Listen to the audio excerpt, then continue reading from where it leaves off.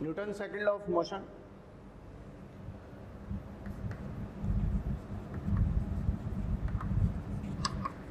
According to this law,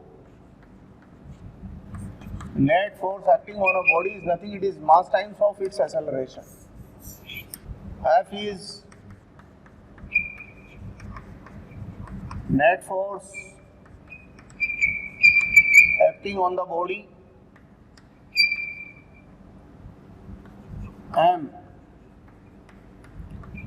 mass of body, and A acceleration of body.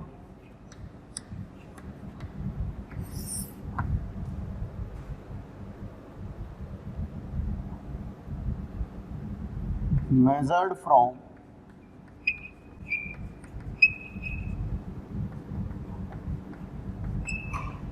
inertial frame.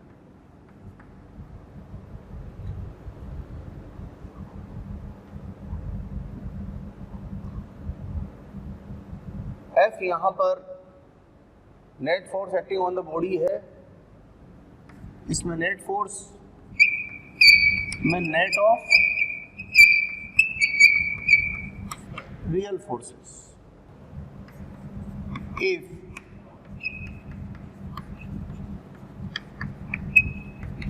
acceleration is measured from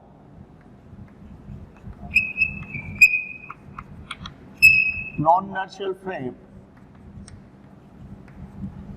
if acceleration is measured from non-inertial frame, then net of real plus pseudo is equal to mass times of acceleration.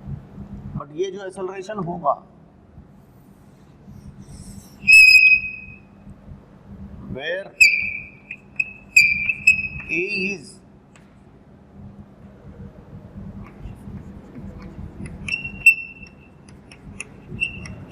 acceleration of body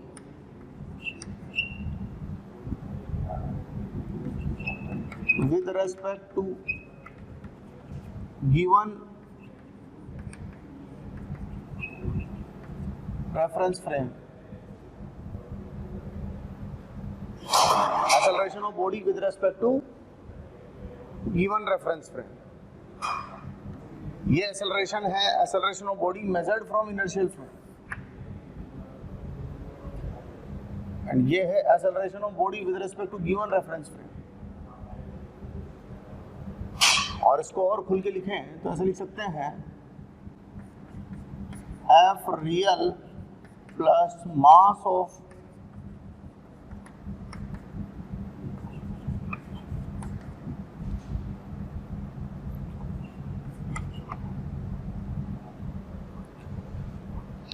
इसी को मैंने दोबारा लिखा है F real means net force of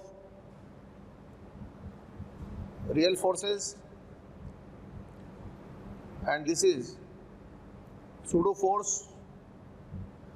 Pseudo force is nothing, it is negative times of mass into acceleration of reference.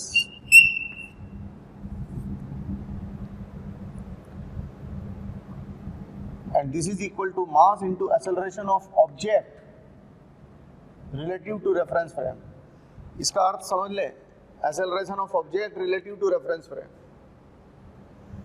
और यहाँ उस reference frame का एक्सेलरेशन ले लेना है जिस रेफरेंस फ्रेम से हम चीज़ों को मेजर कर रहे हैं, मोशन को स्टडी कर रहे हैं.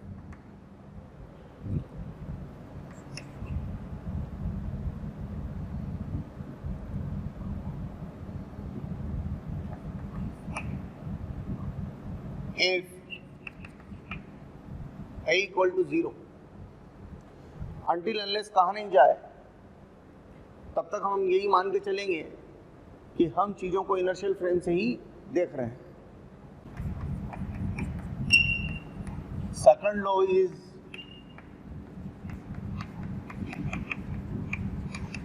applicable in inertial reference frame.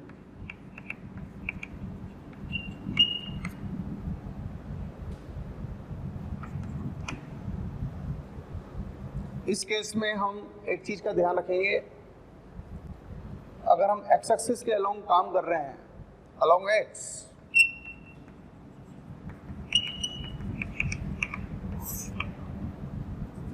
sigma of fx equal to mass into acceleration in x direction, sigma of fy equal to mass into acceleration in y direction.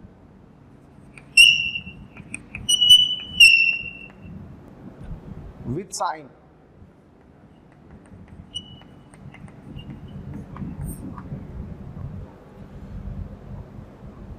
ये इक्वेशन एक्स एक्सिस के along हो गई, ये equation Y के along हो गई, ये equation Z के अलोंग हो गई। नंबर 1, जब आप एक्स पर इक्वेशन अप्लाई करेंगे तो एक्स में भी दो बातें हो गई, आइदर इन पॉजिटिव एक्स और इन नेगेटिव एक्स। पॉजिटिव एक्स में तो प्लस के साथ लिखिए और माइनस एक्स में तो माइनस के साथ लिखिए, ऐसा ही वाई और जेड में करना है। इसलिए मैंने यहाँ साफ क्लियरली मेंशन किया हुआ विद साइन। ये जो तीनों इक्वेशंस जब हम अप्लाई करेंगे तो इनको विद साइन अप्लाई करेंगे।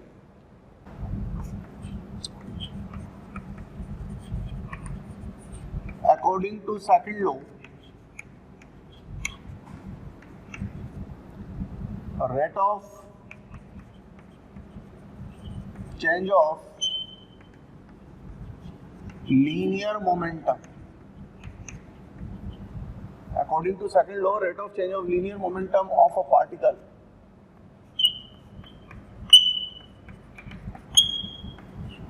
with respect to time is equal to net force acting on it. According to second law, rate of change of linear momentum of a particle with respect to time is equal to net force acting on it. क्या मतलब है इस बात का? कि किसी भी कण पर लगने वाला परिणामी बल उसके संवेग में समय के सापेक्ष परिवर्तन की दर के बराबर होता है। इस बात को शॉर्ट में गणित में लिखेंगे तो हम लिखेंगे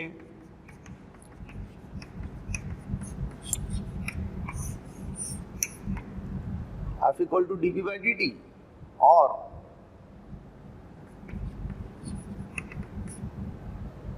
fx का मतलब हो गया एक दिशा का नेट बल बराबर होगा dpx by dt,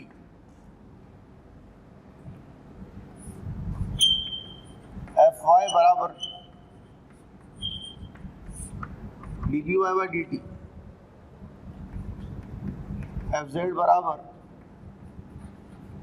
dpz by dt।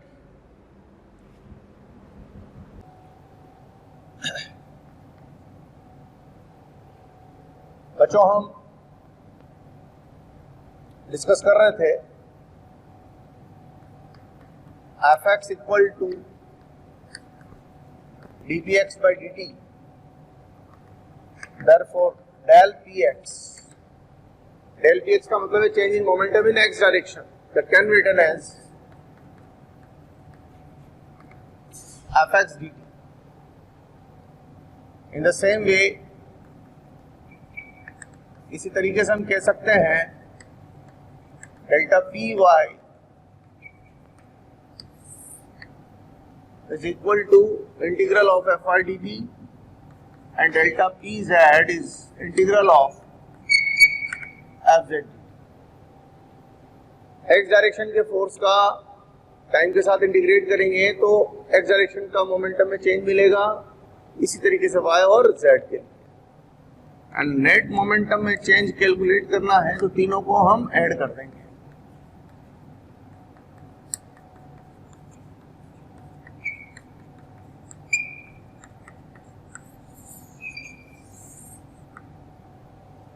इसी बात को अगर हम ग्राफ की सहायता से समझें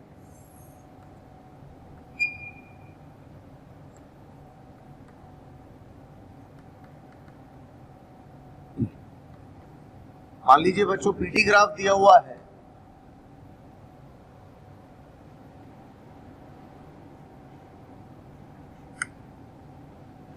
और उस केस में दिस इज पीटी ग्राफ। अब अगर ये पॉइंट कंसीडर करें और यहां पर मैं टेंजेंट डालूं स्पर्श रेखा, और ये स्पर्श रेखा समय एक्स के साथ टाइम एक्सिस के साथ थीटा कोण बना रही हो, और इस पॉइंट के निर्देशांक तो हम कहेंगे एफ बराबर dp बटा dt बराबर tan थीटा। यानी कि संवेग और समय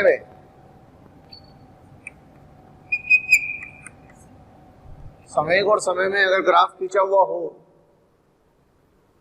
तो स्पर्श रेखा का ढाल PT वक्र पर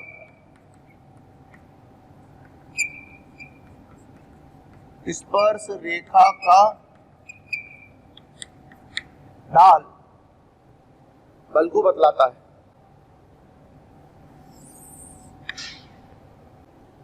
इसी तरीके से अगर मेरे को F और T में कार्य दिया हुआ है,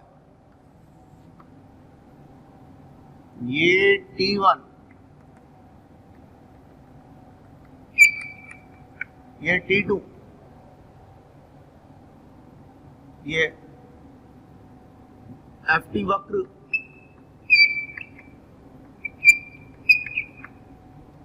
इसके नीचे का जो क्षेत्रफल है, ये क्षेत्रफल डेल्टा P को निरूपित करेगा। डेल्टा P बराबर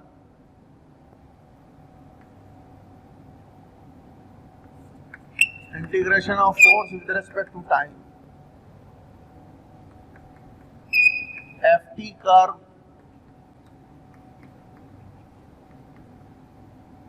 टाइम एक्सिस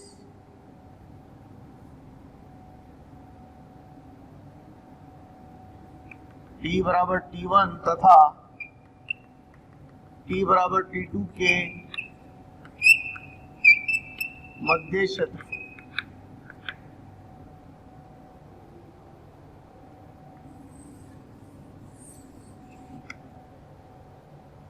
तो जो बात मैं कहना चाहता हूं वो समझने की कोशिश करें कि अगर P और T के बीच में कर्व दिया हुआ है तो स्पर्श रेखा के ढाल से हमें फोर्स की जानकारी मिलती है, और अगर F और T के बीच में कर्व दिया हुआ है तो क्षेत्रफल से हमें संवेग में परिवर्तन की जानकारी मिलती है, जिसे हम आवेग भी कहते हैं। अंग्रेजी में इसे हम इंपल्स कहते हैं।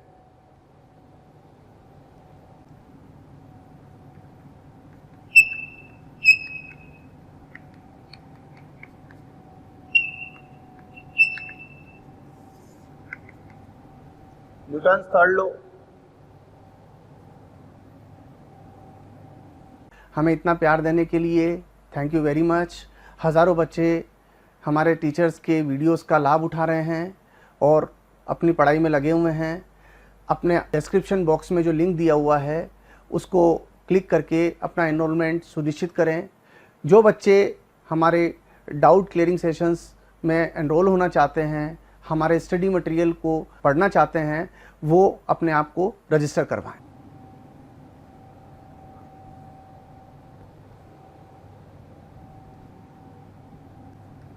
यह नियम क्रिया प्रतिक्रिया का नियम भी कहलाता है।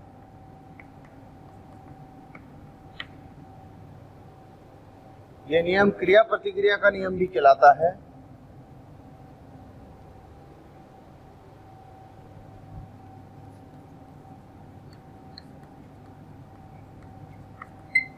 इस नियम के अनुसार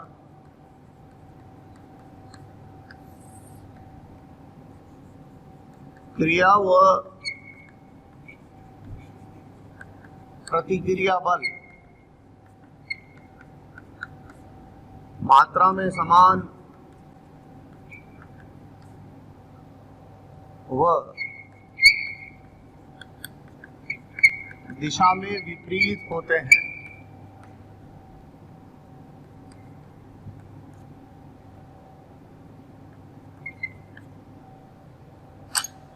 क्रिया व प्रतिक्रिया बल मात्रा में समान व दिशा में विपरीत होते हैं।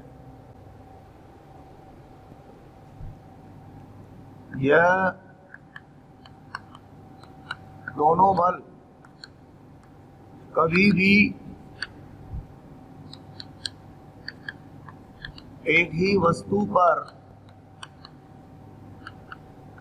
क्रियारत नहीं होते हैं।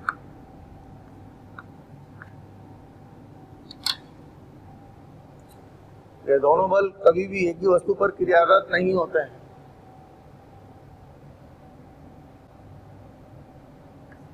यदि A द्वारा B पर लगने वाला बल F को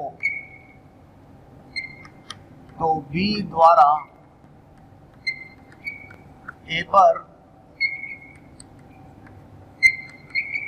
लगने वाला बल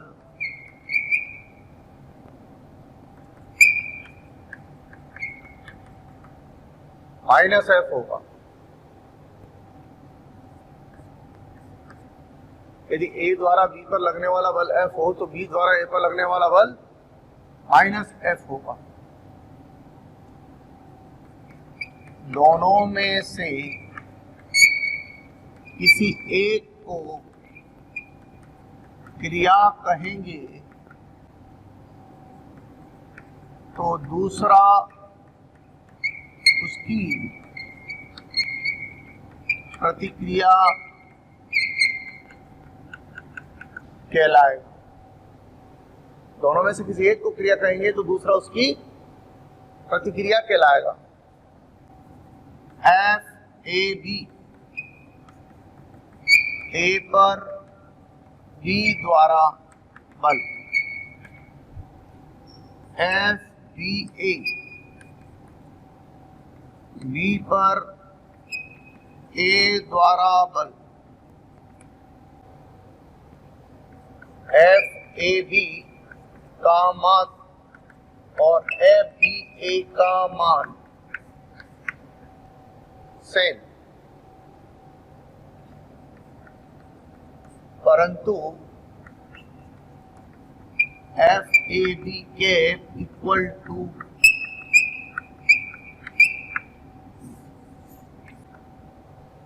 जहां तक परिमाण का सवाल है दोनों इक्वल, बट जहां तक डायरेक्शन का सवाल है एक की डायरेक्शन दूसरे की विपरीत। जब कैप लगा के लिखूं तो समझिए मैं डायरेक्शन की बात कर रहा हूं, तो एक की डायरेक्शन दूसरे के opposite.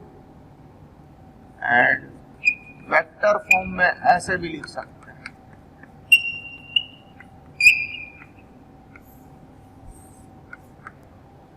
Comparison in magnitude, comparison in direction and comparison in direction and magnitude both.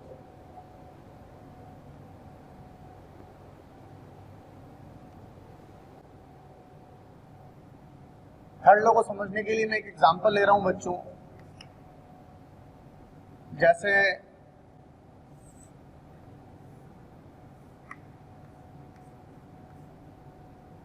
ये एक बुक है और टेबल पर रखी है,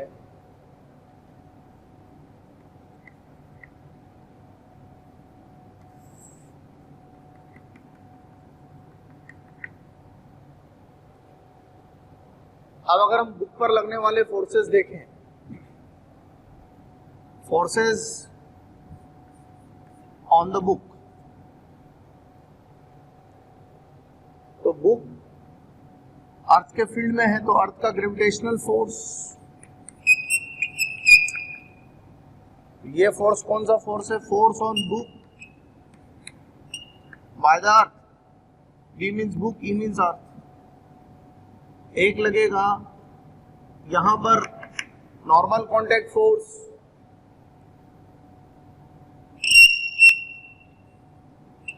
नॉर्मल कॉन्टैक्ट फोर्स, इसे हम कहेंगे force on book by the table.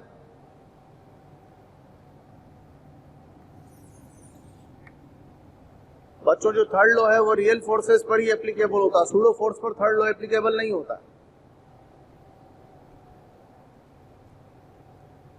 Real forces में दो बात होती है, force experiencing body, force exerting body. पहली फर्स्ट ऑब्जेक्ट यहां जो हो वो एक्सपीरियंसिंग बॉडी, दूसरा exerting body. Force on book by the table. अब एक्शन रिएक्शन लो, किसी भी फोर्स का जब रिएक्शन देखना हो तो उसका इस कॉम्बिनेशन को उल्टा करके देखिए। अब अगर मैं इसको एक्शन कहूं तो इसका रिएक्शन होगा force on table by the book.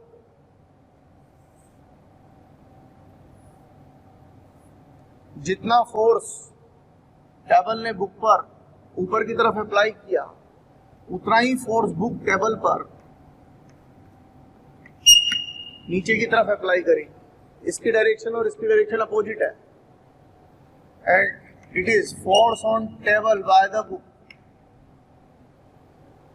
इस फोर्स में टेबल एक्सपीरियंस कर रही है और बुक एक्सर्ट कर रही है। इस फोर्स में बुक एक्सपीरियंस कर रही है और टेबल एक्सर्ट कर रही है। तो ये फोर्स इस फोर्स का रिएक्शन है। तो सवाल यह है कि इसका रिएक्शन कैसे मिलेगा। This is force on book by the अर्थ। तो इसमें बुक एक्सपीरियंस कर रही है, अर्थ अप्लाई कर रही है। तो इसका जो रिएक्शन है, अगर मैं इसे अर्थ बोलूं, ये अर्थ का सेंटर, तो इसका रिएक्शन देखना है तो इनको इंटरचेंज करिए। अर्थ पर बुक द्वारा,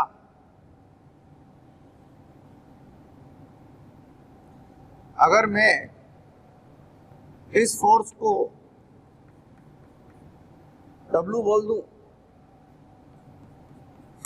ये भी W ही रहेगा, बट इसको लिखने का तरीका क्या होगा, इसको इंटरचेंज कर दिए।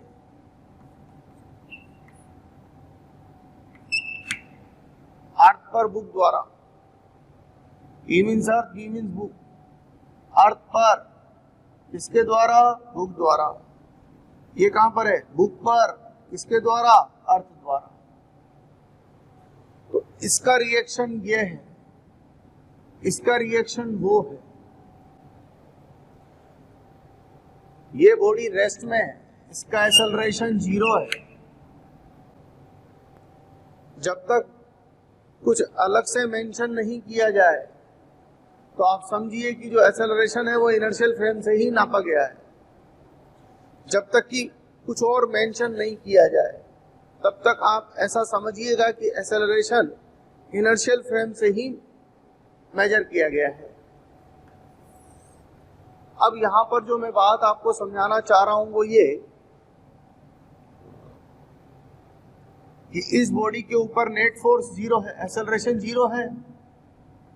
तो इस बॉडी के ऊपर नेट फोर्स 0 है और नेट फोर्स 0 होने का मतलब है कि ये आपस में इक्वल होंगे। तो N इक्वल टू W है।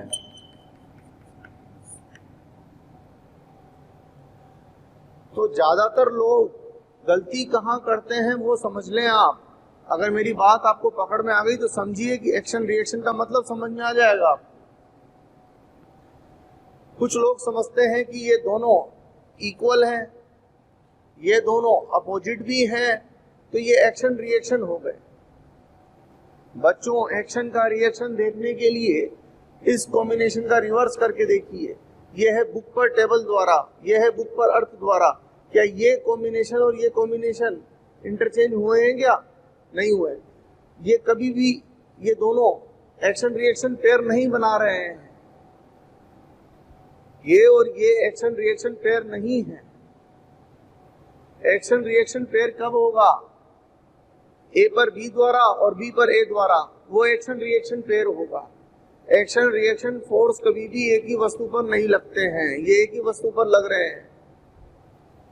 ये इसका एक्शन रिएक्शन पेयर है, ये और ये एक्शन रिएक्शन पेयर है, ये दोनों एक्शन रिएक्शन पेयर है, ये दोनों एक्शन रिएक्शन। समझ में आई बच्चों बात? चलिए बच्चों, हमने लॉज ऑफ मोशन तो डिस्कस कर लिए, अब उनके एप्लीकेशंस देख रहे हैं, यानी उनकी यूजेस। जैसे लिफ्ट वेस्ट प्रॉब्लम्स अपने से पूछी जाती है, मैं लिफ्ट वेस्ट प्रॉब्लम्स आपको करा रहा हूं। सपोज एक लिफ्ट है और एक लिफ्ट में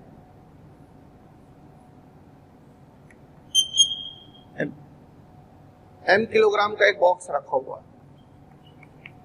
एंड लिफ्ट a एक्सेलरेशन से ऊपर की तरफ शिफ्ट हो रही है, और बॉक्स और लिफ्ट का floor, this is floor of lift and this is box, इन दोनों के बीच में जो नॉर्मल कॉन्टैक्ट फोर्स है वो n है।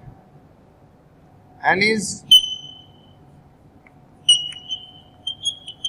Normal contact force between box and floor of the lift. N is normal contact force between box and floor of the lift. N is also known as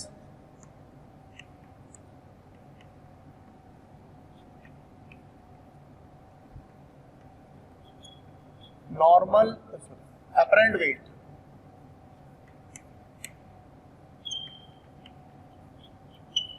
आभासी भार।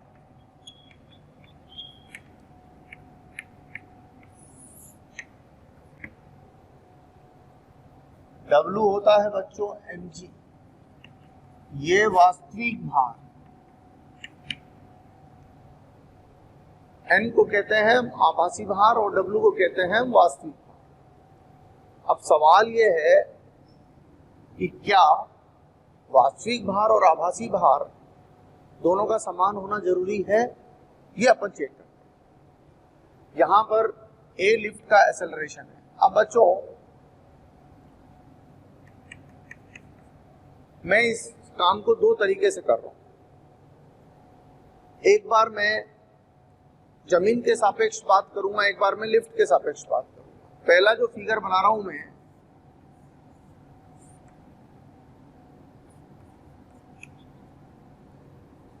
बच्चों हमारे पास रोज़ demands आ रही है कि इस टॉपिक पर वीडियो बनाया जाए, इस टॉपिक को समझाया जाए। बच्चों मैं आपको एक बात कहना चाहता हूं कि हमारे YouTube चैनल को सब्सक्राइब करें और उस पर जो बेल आइकन है उसको प्रेस करें, ताकि जो भी नोटिफिकेशन है वो आपके मोबाइल पर आ सके। उसका कारण क्या है, जिन वीडियोस की आप डिमांड कर रहे हैं, जिन टॉपिक्स के एक्सप्लेनेशन के लिए आप बोल रहे हैं, वो ऑलरेडी हमारे चैनल पर डले हुए हैं और हमारे यहाँ पर अवेलेबल हैं। आप तक नहीं पहुँच पाए क्योंकि आपने हमारे बेल आइकन को प्रेस नहीं किया हुआ है। इसलिए मेरा निवेदन है, मेरा रिक्वेस्ट है आपसे कि हमारे यूट्यूब चैनल पर सब्सक्राइब करें और उस बेल आइकन को प्रेस करें।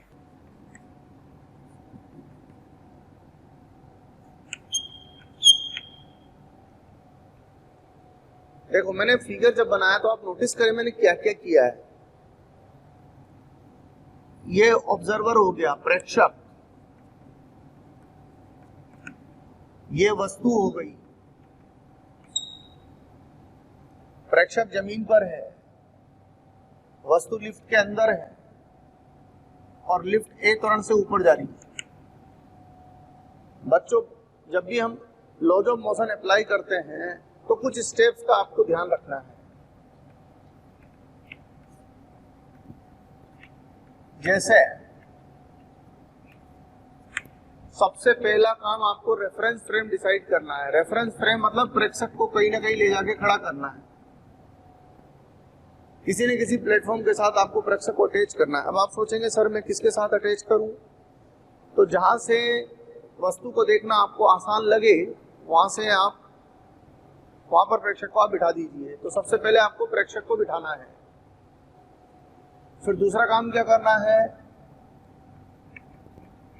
Free body diagram. Free body diagram बनाना है वस्तु का। किसका? वस्तु का।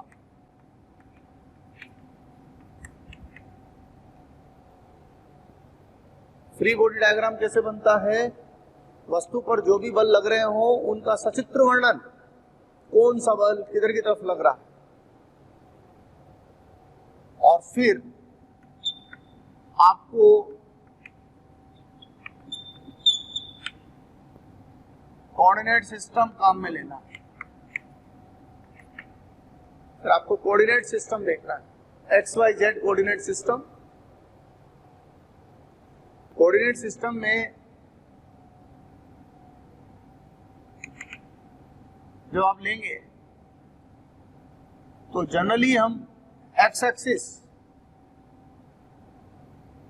जिधर की तरफ वस्तु का एक्सेलरेशन हो अलोंग एक्सेलरेशन इन जनरल, ऐसा कोई हार्ड एंड फास्ट रूल नहीं है। जनरली हम एक्स एक्सिस जिस लाइन पर वस्तु का एक्सेलरेशन हो उस लाइन पर लेते हैं। ये तीन काम आपको करने हैं। आप देखना है तीन काम करने के बाद चीजें कितनी आसान हो जाएंगी आपकी। बहुत ज्यादा झमेले में नहीं फंसना है, तीन काम करने हैं। पहला काम क्या करना है कि आपको प्रेक्षक को बिठाना है किसी भी जगह पर जहां से वस्तु को आसानी से अध्ययन किया जा सके। दूसरा, फिर वस्तु का आपको फ्री बॉडी डायग्राम बनाना है, उस पर जो फोर्सेस लग रहे हैं उनका सचित्र वर्णन। और तीसरा, फिर ऐसा करने के बाद हमको कोऑर्डिनेट सिस्टम लेना है, एक्स वाई जेड। एक्स इस तरीके से लेना कि जिधर वस्तु का त्वरण दिखाई दे रहा है उधर एक्सेलरेशन एक्स एक्सिस ले लेना। अभी और बात आपके इनका ये जो स्टेप्स हैं ये भी मैं काम करूंगा तो उससे और क्लियर होते चले जाएंगे आपको कि सर ने ये जो तीनों पॉइंट बोले हैं कि इसका मतलब क्या है। जैसे मैं इस क्वेश्चन में आता हूँ, मैंने पहला पॉइंट क्या बोला, आपको रेफरेंस फ्रेम लेना है। तो आप देखो मैंने रेफरेंस फ्रेम कहाँ ले रखा है, ये ले लिया रेफरेंस फ्रेम, प्रेक्षक को जमीन पर बिठा दिया। अब मैं अगला स्टेप पे आ रहा हूँ। अगला स्टेप क्या था मेरा? फ्री बॉडी डायग्राम बनाना। देखो मैं फ्री बॉडी डायग्राम बना रहा हूं। अब मैं फ्री बॉडी डायग्राम बना रहा हूं। किसका फ्री बॉडी डायग्राम बना रहा हूं? बॉक्स का। बॉक्स का फ्री बॉडी डायग्राम बनाया जा रहा है। बॉक्स पर लगने वाले बल दिखाइए। बॉक्स पर एक बल तो पृथ्वी लगा रही है और एक बॉक्स लिफ्ट के फ्लोर के संपर्क में है तो यहां पर लगेगा अभिलंब बल, और जहां प्रेक्षक आपने बिठाया वहां से उसे वस्तु ए त्वरण से ऊपर जाती हुई दिखाई देगी।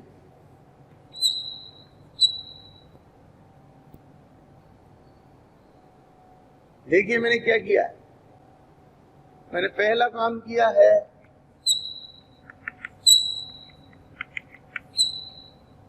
रेफरेंस फ्रेम बनाया, ये प्रेक्षक को बिठाया।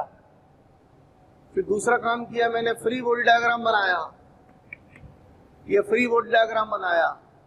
जो बल जिधर लग रहा था उसको उधर दिखाते हुए और साथ में एक्सेलरेशन को दिखाया। अब तीसरा काम क्या करना है? कोऑर्डिनेट सिस्टम लिया। कोऑर्डिनेट सिस्टम आप 1 डायमेंशनल ले सकते हैं, 2 डायमेंशनल ले सकते हैं, 3 डायमेंशनल ले सकते हैं। कोऑर्डिनेट सिस्टम 1 डायमेंशनल लेना है तब सारे बल एक ही रेखा पर हो। 2 डायमेंशनल लेना है जब एक ही प्लेन में हो। यहां पर सारे फोर्स एक ही लाइन पर है। तो अब हम इक्वेशन, अब न्यूटन्स लॉ अप्लाई करेंगे। न्यूटन्स लॉ अप्लाई करेंगे।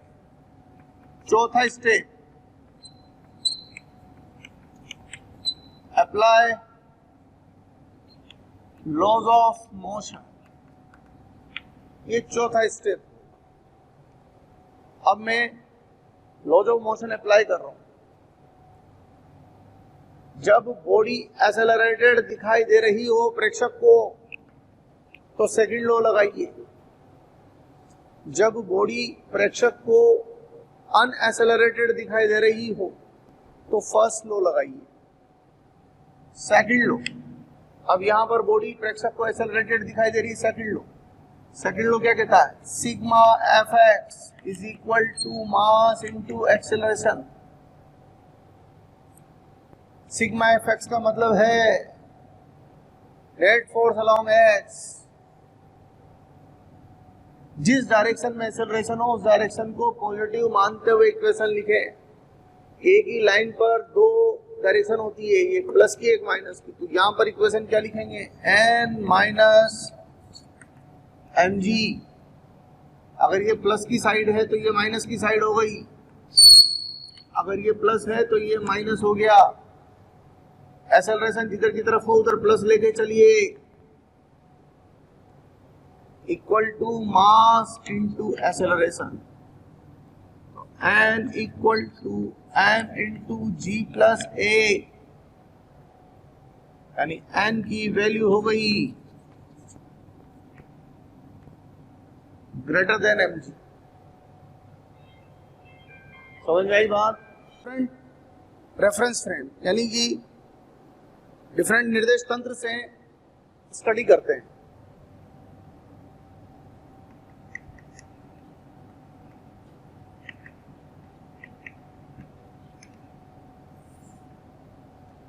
अब की बार अपन क्या कर रहे हैं,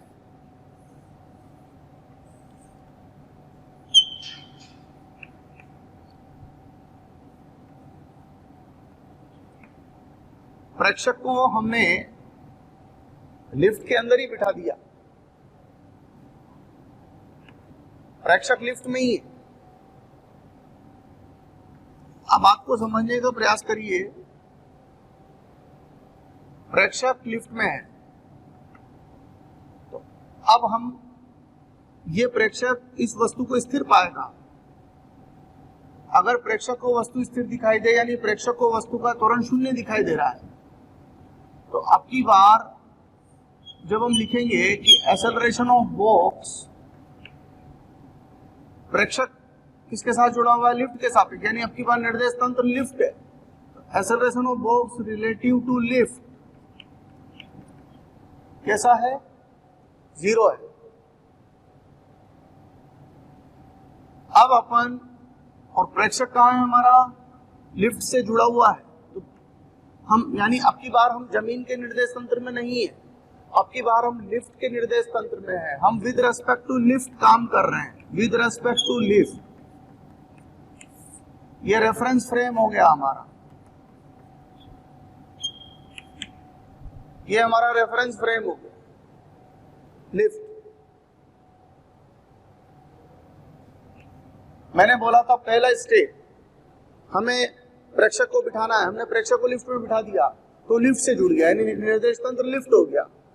अब दूसरा स्टेप फ्री बॉडी डायग्राम बनाना, फ्री बॉडी डायग्राम बनाना। इस वस्तु पर एक फोर्स तो अर्थ का लग ही रहा है, यहां पर नॉर्मल फोर्स भी अपनी जगह लग ही रहा है, लेकिन ये जो लिफ्ट है ये अजड़त्वीय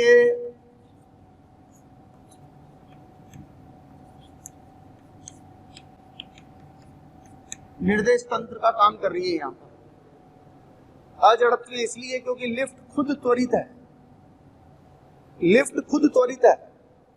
लिफ्ट अगर स्थिर होती तो जड़त्वीय श्रेणी की होती, लिफ्ट त्वरित है। जिसको हमने निर्देश तंत्र बनाया, प्रेक्षक को जहां बिठाया उसमें खुद में त्वरण है, तो लिफ्ट अजड़त्वीय निर्देश तंत्र की श्रेणी का है। और अजड़त्वीय निर्देश तंत्र की स्थिति में हमें एक छदम बल लगाना पड़ता है, और छदम बल जिस दिशा में तंत्र त्वरित हो उस दिशा के विपरीत। लिफ्ट ऊपर की तरफ त्वरित है तो छदम बल नीचे की तरफ लगेगा, तो ये छदम बल।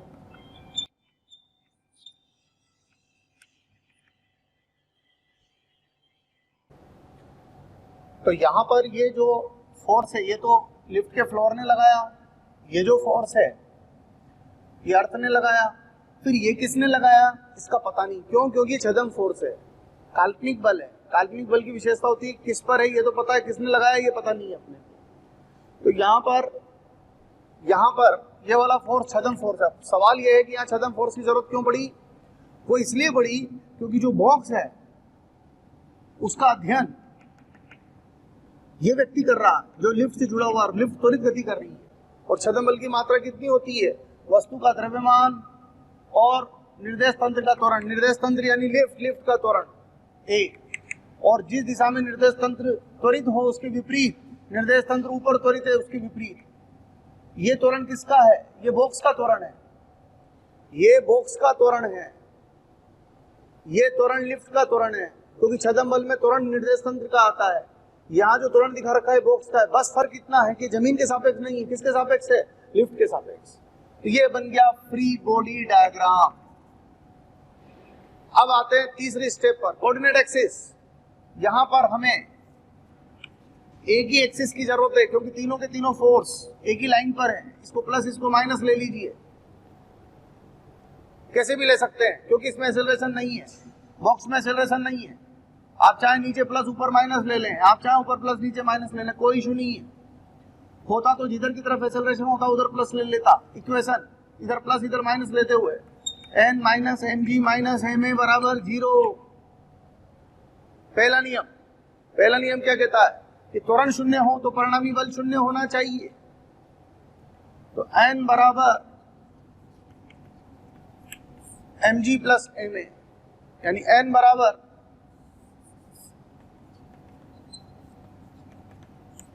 m into G plus A. तो अगेन वही रिजल्ट आ गया हमारे पास। तो पहले वाली विधि में इस विधि में अंतर क्या है बच्चों हमारे पास कि पहले वाली विधि में निर्देश तंत्र जमीन था, इस वाली विधि में निर्देश तंत्र लिफ्ट है। प्रेक्षक पहले जमीन पे बैठा रखा था, आपकी बार लिफ्ट प्रेक्षक हमने लिफ्ट में बैठा रखा। ये अंतर आ गया दोनों चीजों में। अब एक और पॉइंट समझ लें, एक होता है भार में प्रतिशत परिवर्तन। भार में प्रतिशत परिवर्तन वो होता है n माइनस डब्ल्यू बटा डब्ल्यू इंटू 100। आभासी भार माइनस वास्तविक भार बटा वास्तविक भार इंटू 100। ये हो गया m into G plus A minus M G upon M G into 100। तो ये हो गया हमारे पास a बटा जी इंटू 100।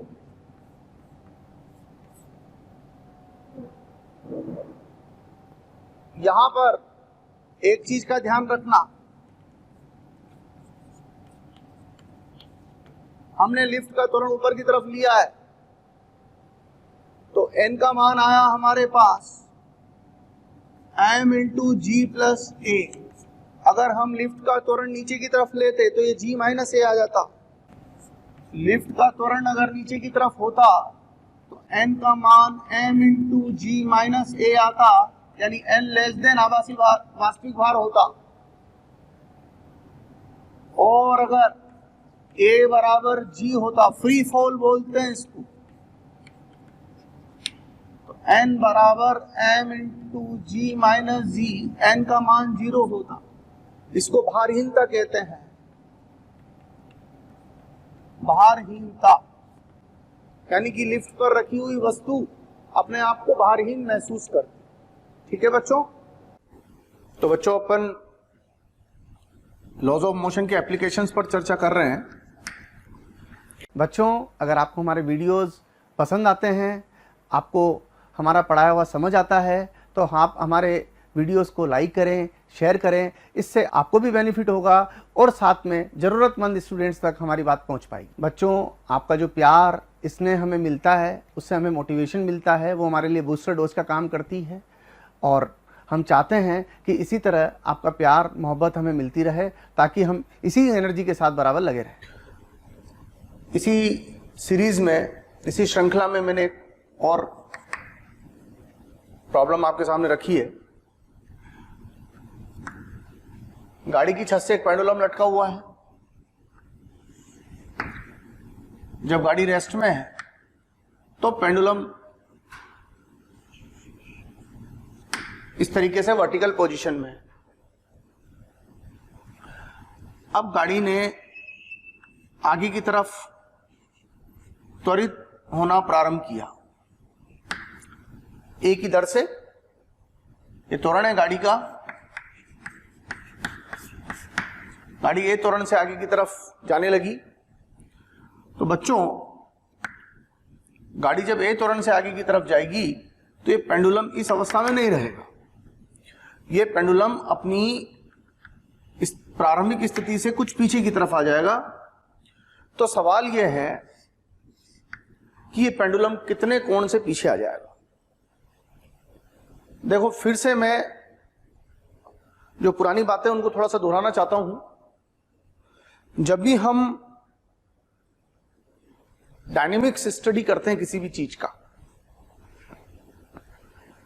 तो हमें सबसे पहले प्रेक्षक को स्थापित करना होता है कि हम प्रेक्षक को कहां बिठाकर वस्तु को देखना चाहते हैं, और फिर उसी के अनुरूप हमें आगे बढ़ना पड़ता है। तो सबसे पहले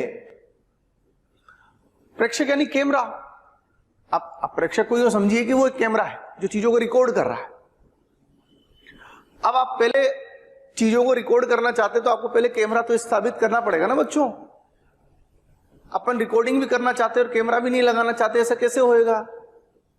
तो पहले अपने को कैमरा स्थापित करना पड़ेगा। अब वो आपकी मर्जी, आप कैमरा कहां स्थापित करना चाहते हैं। चीजों को सुविधाजनक तरीके से दिखाई देनी चाहिए, चीजें कॉम्प्लेक्स ना बने, चीजें आसान हो जाए, उसके लिए हमें पहले कैमरा फिक्स करना पड़ेगा। ऑब्जर्वर कुछ नहीं, कैमरा है, चीजों को रिकॉर्ड करने वाला।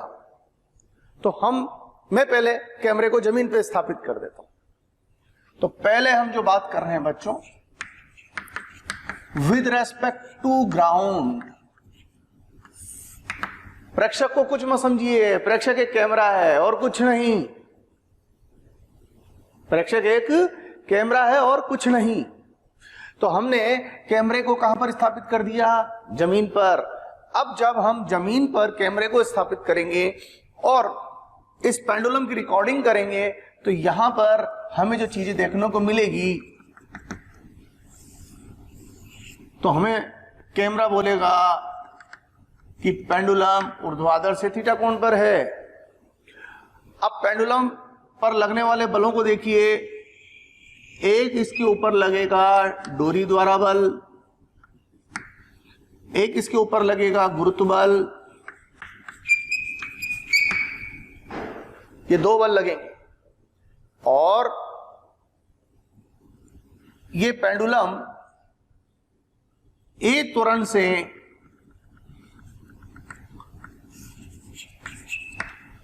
हॉरिजॉन्टल लाइन पर जाता हुआ दिखाई देगा। जमीन पर खड़े प्रेक्षक को यह घटना दिखाई देगी। ये बिंदु भी ए त्वरण से आगे जा रहा है, तो जितने त्वरण से ये बिंदु आगे जा रहा है, ये पेंडुलम भी हमें उतने ही त्वरण से आगे जाता हुआ दिखाई देगा। क्लियर? तो मैंने 4 स्टेप बताई थी बच्चों आपको, मैंने 4 स्टेप बताई थी आपको। पहला स्टेप प्रेक्षक फिक्स करना, दूसरा स्टेप फ्री बॉडी डायग्राम बनाना। ये फ्री बॉडी डायग्राम बन चुका है हमारा, इसको एबीडी कहते हैं। तीसरा स्टेप कोऑर्डिनेट एक्सिस लेनी है। कोऑर्डिनेट एक्सिस लेने का रूल मैंने बताया आपको बच्चों। कोऑर्डिनेट एक्सिस लेने के लिए जिस लाइन पर वस्तु त्वरित दिखाई दे रही हो, इस कैमरामैन को यह वस्तु ए त्वरण से क्षैतिज रेखा में जाती हुई दिखाई दे रही है, तो कैमरामैन को वस्तु जिस रेखा पर त्वरित दिखाई दे उसको एक्स मान लो। तो अगर मैं इस लाइन को एक्स, तो इसके लंबवत लाइन वाई हो गई। अब चौथा step laws of motion apply करना है। लॉज ऑफ मोशन अप्लाई करना है तो लॉज ऑफ मोशन क्या है? वस्तु त्वरित है, तो त्वरित वस्तु के लिए क्या है, sigma F X is equal to mass into acceleration, sigma F Y equal to mass into acceleration in Y, sigma F X X दिशा में लगने वाले सभी बलों का परिणामी। अब देखिए ये बल y दिशा में तो इसका x में कोई प्रभाव नहीं होगा, ये बल x और y के बीच में तो इसका दोनों तरफ प्रभाव होगा। इस बल का इधर की तरफ जो प्रभाव होगा वो t cos थीटा और इधर की तरफ जो प्रभाव होगा वो t sin थीटा। तो केवल इसका x में प्रभाव है तो ये हो गया t sin थीटा। एक दिशा में इस वस्तु पर केवल t sin थीटा बल है बराबर m इंटू एक दिशा का त्वरण, ये एक दिशा का ही त्वरण है, इंटू a। अब थोड़ा y में आ जाते हैं हम। y में देखिए क्या हो रहा है, इसका y दिशा में प्रभाव कितना, t cos थीटा, ये भी y में दो हो गए, t cos theta and t sin theta. इसको अगर वियोजित करें तो ये t cos थीटा, ये t sin थीटा। इसको खत्म कर दिया हमने। अब y में दो हैं लेकिन मैंने पॉजिटिव y को ऊपर लिया हुआ, तो ये प्लस का और ये माइनस का दोनों को जोड़ूंगा तो इसको प्लस में और इसको माइनस में लेना है। तो t cos theta minus mg बराबर y दिशा का त्वरण शून्य है, ये त्वरण x का है तो y घटक 0 हो गया इसका। तो t cos थीटा बराबर mg।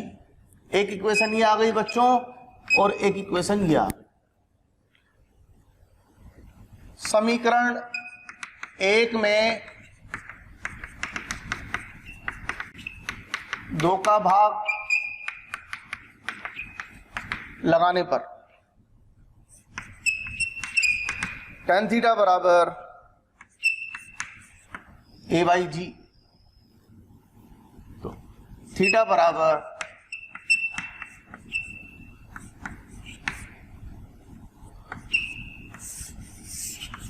tan inverse a by जी। तो इस तरीके से हम पता लगा सकते हैं कि धागा ऊर्ध्वाधर रेखा से किस कोण पर विक्षेपित होगा। नंबर 1। कई बार एक और सवाल पूछा जाता है कि धागे में तनाव कितना होगा।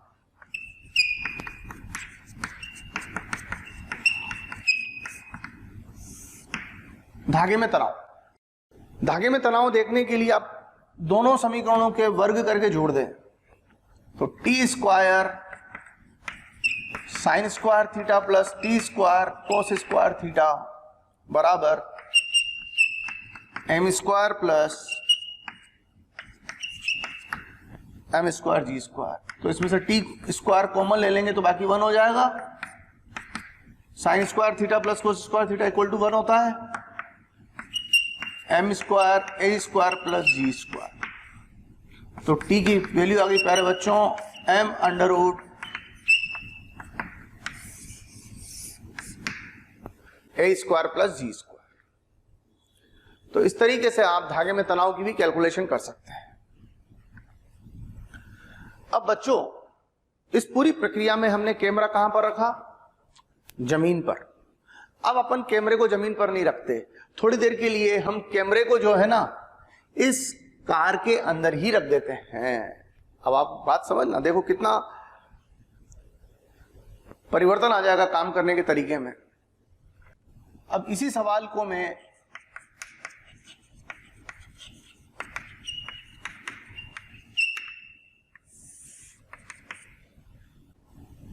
with respect to कार्ट, गाड़ी के रेस्पेक्ट में कर रहा हूं। अब मेरी बात समझिए, क्या अर्थ है पहले तो ये जो लिखा है इसका मतलब समझ लो। प्यारे बच्चों विद रेस्पेक्ट टू कार्ट का मतलब क्या है, प्रेक्षक को हमने गाड़ी के अंदर बिठा दिया, या यूं कहें कैमरा हमने जमीन से उठाकर गाड़ी के अंदर फिट कर दिया। कैमरा कहां फिट कर दिया, गाड़ी के अंदर। अब देखिए, अब कहानी अलग तरीके से चलेगी। अब कैमरा आ गया गाड़ी के अंदर और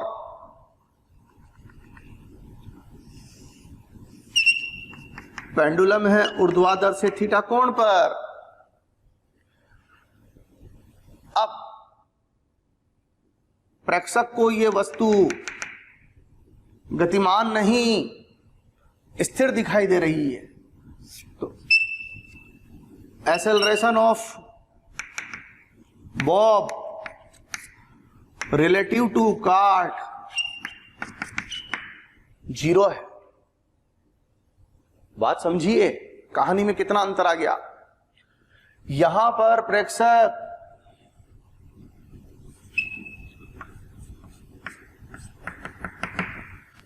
जमीन पर खड़ा था और उसे यह वस्तु ए त्वरण से जाती हुई दिखाई दे रही थी। यहां प्रेक्षक गाड़ी के अंदर खड़ा है और उसे वस्तु स्थिर दिखाई दे रही है। तो ये जो त्वरण है ये जमीन के सापेक्ष नहीं है, ये त्वरण जमीन के सापेक्ष है और ये त्वरण गाड़ी के सापेक्ष है। ये फर्क है दोनों में। तो गाड़ी के सापेक्ष वस्तु का त्वरण 0 दिखाई दे रहा है। अब आते हैं इसकी डायनेमिक्स पर। तो पहला स्टेप क्या बोला था मैंने? Fix the reference frame. Reference frame fix कर दिया हमने, प्रेक्षक को गाड़ी में बिठा दिया। अब थोड़ा आगे बढ़ते हैं। अब सेकंड, फ्री बॉडी डायग्राम बनाना। इसके ऊपर लगने वाले बल दिखाते हैं। इसके ऊपर डोरी का बल, गुरुत्व बल, ये दोनों लगेंगे ही लगेंगे, लेकिन यहां पर आपको एक सूडो फोर्स भी लगाना पड़ेगा। सूडो फोर्स क्यों लगाना पड़ेगा बच्चों? क्योंकि आपने जो प्रेक्षक लिया है, जो प्रेक्षक है वो कार्ट में है और कार्ट त्वरित है। कार्ट त्वरित है। जब कार्ट त्वरित है तो प्रेक्षक भी त्वरित हुआ या नहीं हुआ? जब प्रेक्षक त्वरित होता है तो न्यूटन के नियमों का उपयोग करने के लिए छद्म बल का हेल्प लेना पड़ता है। न्यूटन के नियम ऐसे प्रेक्षकों के लिए बने हैं जो जड़त्वीय श्रेणी के हों, लेकिन अगर अजड़त्वीय श्रेणी के प्रेक्षक न्यूटन के नियम का उपयोग करना चाहते हैं तो उन्हें एक छद्म बल का सहारा लेना पड़ता है। अब छद्म बल की कहानी में आ जाए। छद्म बल के बारे में आपको जो चर्चा की गई थी, छद्म बल कितना होता है? वस्तु का द्रव्यमान इंटू प्रेक्षक का त्वरण। वस्तु का द्रव्यमान m इंटू प्रेक्षक का त्वरण। ये प्रेक्षक उतनी ही गाड़ी से जाएगा जितनी गाड़ी, ये प्रेक्षक उतनी त्वरण से जाएगा जितने त्वरण से ये काट जाएगी, वो a है। तो m इंटू a छद्म बल हो गया। m किसका? वस्तु का। त्वरण किसका? इसका। तो m इंटू a छद्म बल हो गया। छद्म बल की दिशा प्रेक्षक के त्वरण की दिशा के विपरीत होती है। प्रेक्षक आगे की तरफ है तो छद्म बल पीछे की तरफ।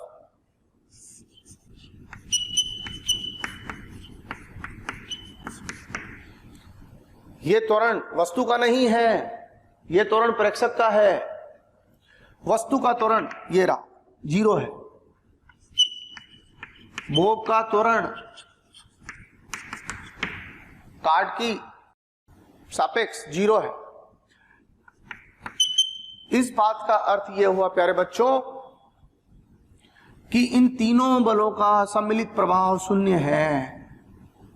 तो पहला स्टेप प्रेक्षक, दूसरा स्टेप फ्री बॉडी डायग्राम। ये फ्री बॉडी डायग्राम है। अब आप थोड़ा सा अंतर महसूस करो इस फ्री बॉडी डायग्राम में और इस फ्री बॉडी डायग्राम में। आपको चीजों में अंतर दिखाई देगा। बच्चों, यह घटना देखने के लिए कैमरा जमीन पर है और इस घटना में कैमरा गाड़ी के अंदर है। तो बच्चों, क्या रिकॉर्डिंग हमेशा एक जैसी होगी? क्या इस बात पर डिपेंड करेगी कि कैमरा कहां फिट कर रखा है? अगर पैसेंजर गाड़ी के अंदर है और कैमरा गाड़ी के अंदर ही है तो अलग तरीके की रिकॉर्डिंग होगी, कैमरा जमीन पर है और पैसेंजर गाड़ी के अंदर है तो अलग तरीके की रिकॉर्डिंग होगी। तो बच्चों रिकॉर्डिंग तो जैसे जैसे कैमरे की लोकेशन चेंज करेंगे वैसे वैसे रिकॉर्डिंग चेंज होती चली जाएगी, यस और नो। तो यहां पर समझने का पहलू क्या है बच्चों कि ये जो फ्री बॉडी डायग्राम बना हुआ है ये विद रिस्पेक्ट टू कार्ड बना हुआ है और वो जो फ्री बॉडी डायग्राम बना हुआ है वो विद रिस्पेक्ट टू ग्राउंड बना हुआ है। This is the basic difference, understand. Second thing, अब अपन थर्ड स्टेप पे आते हैं। Third step coordinate system. अब आप सवाल करेंगे मेरे से, सर आपने कोऑर्डिनेट सिस्टम में बोला था जिस लाइन पर वस्तु त्वरित दिखाई दे उसमें एक्स एक्सिस मानो, तो यहां तो वस्तु का त्वरण 0 दिखाई दे रहा है तो फिर हम एक्स किधर माने। ऐसी परिस्थिति में एक्स और वाई आप अपनी स्वेच्छा से चयनित कर लें, एक्स और वाई अपनी स्वेच्छा से चयनित कर लें। तो मैं एक्स और वाई ले रहा हूं ऐसे,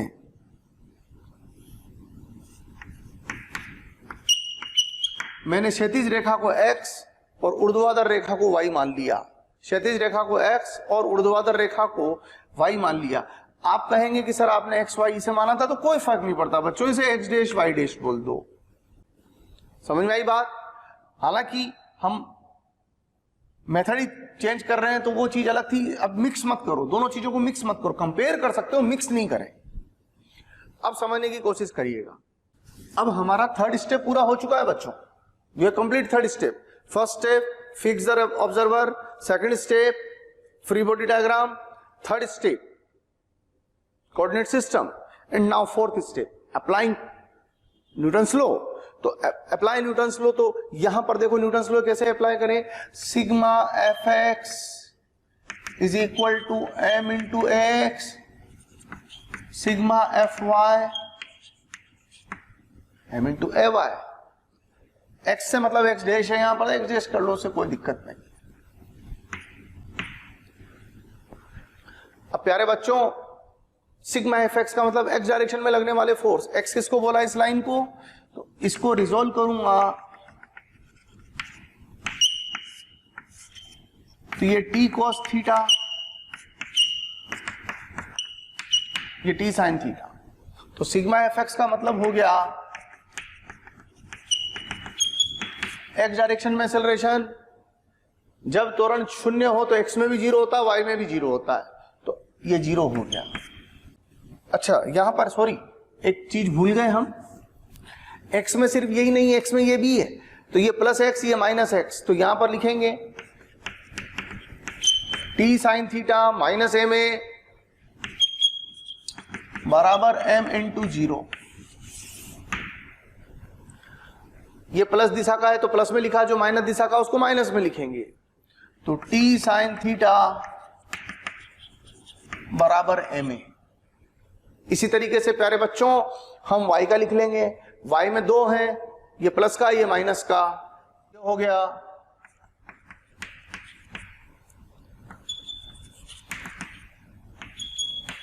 y डायरेक्शन का भी त्वरण 0 है तो 0 लिख दिया।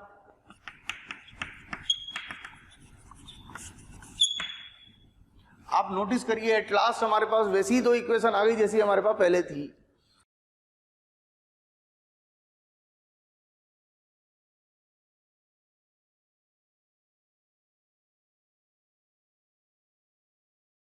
बच्चों अगर आपको लगता है कि जो टॉपिक्स हम यहाँ पढ़ा रहे हैं वो आपको चाहिए तो आप हमें कॉल करें।